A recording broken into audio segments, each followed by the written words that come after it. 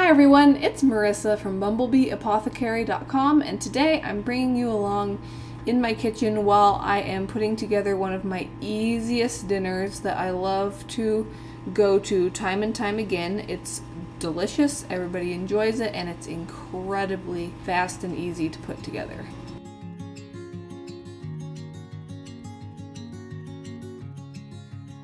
So this is one of those dinners that requires just a little tiny bit of planning, just really the day of. So when I decide in the morning that this is what we're having for dinner, then I just make sure to get this going sometime before noon. And many times if I don't have this out in the refrigerator thawing, I will start this from frozen and it still works just fine. So what this is beef roast, and then I'm going to show you everything that I make with it, including dessert.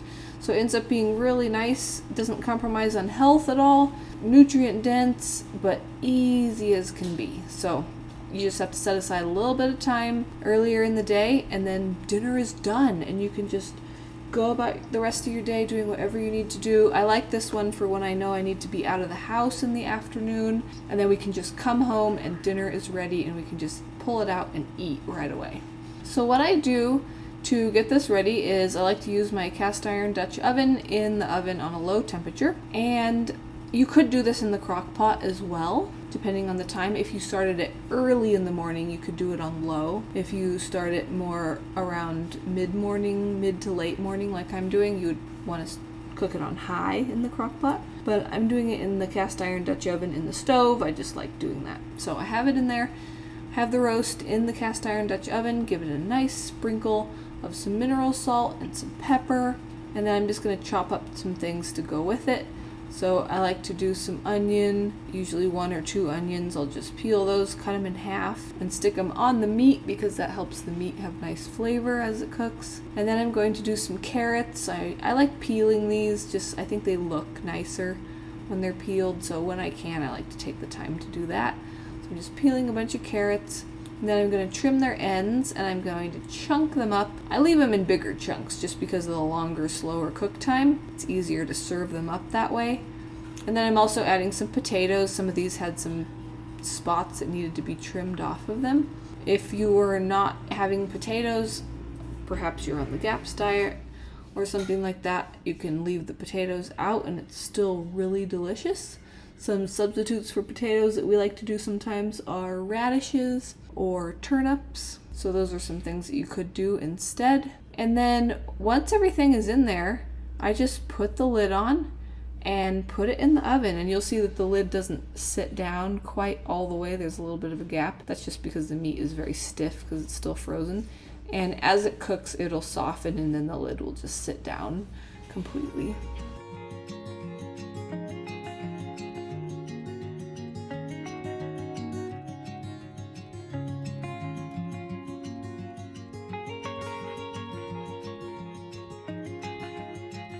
And then the cook time for the roast is usually around 5 to 6 hours. I like to put it in the oven at either 300 degrees Fahrenheit or 275 degrees Fahrenheit. If I know it's going to be a little bit on the shorter end of the cook time, then I'll do 300, especially if I did start with a frozen piece of meat. And then if I know I have a lot of time, 6 hours or more, then I'll do 275. Or if I know that the meat is all the way thawed, then that lower temperature works better. So then later on, when we're just about ready to sit down and eat, I'm going to also get some dessert going. So I have some raw milk in my blender, some maple syrup, some vanilla extract, and I'm adding a bunch of egg yolks. I like to pack a lot of egg yolks into homemade ice cream when I make it. So I'm just going to separate those yolks out and add them to those other ingredients in the blender, and then whiz that up in the blender so that it's all incorporated nice and smooth, and then pull out my handy ice cream maker, pour the mixture into there. What I'll do is I will use a smaller amount of milk in the blender just so that I have room to mix everything very well, and then I'll add the rest of the milk in the ice cream maker, and that way I don't have to worry about the blender being too full and it overflowing and making a mess. But once I have the right amount in the ice cream maker, then I go ahead and turn that on and get that going. And then that can run while we're eating dinner. and then it's usually ready right when we're ready for dessert. So now it's time to pull the roast out of the oven and serve it up.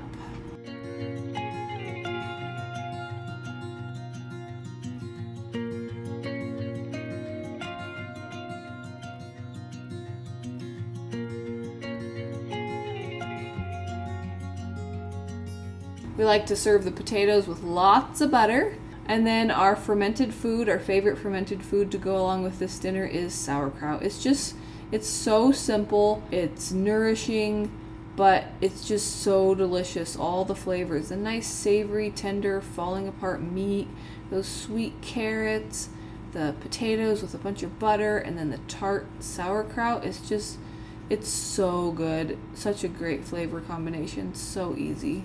And then once we are pretty much getting to the end of eating dinner, the ice cream is just about ready. And so when it is ready, then we go ahead and serve up that. So we're just dishing that into bowls. We just did a nice basic vanilla ice cream this time with that nice maple syrup and vanilla extract. It tastes really good, even though vanilla is a pretty basic flavor. It's still super delicious, and then of course all those egg yolks make it so satisfying and full of nutrients. I hope that you enjoyed coming along with me in the kitchen today while I made dinner. Let me know what your favorite go-to dinners are for when you want something that doesn't compromise on health, but it's super easy and so delicious. Let me know what your favorites are. I'd love to hear them in the comments. Be sure and check out the description box for links to different things that I've made for you guys. I have meal plans, ebooks, I have some free ebooks and things like that, other goodies. Also links to resources of my favorite things I like to use. If you did like this video, give it a thumbs up, share it with anybody else that you think would enjoy it. And if you're new to my channel, please hit that subscribe button. I get out new videos every week on nourishing recipes and natural living. Thanks so much for watching. See you next time. Bye.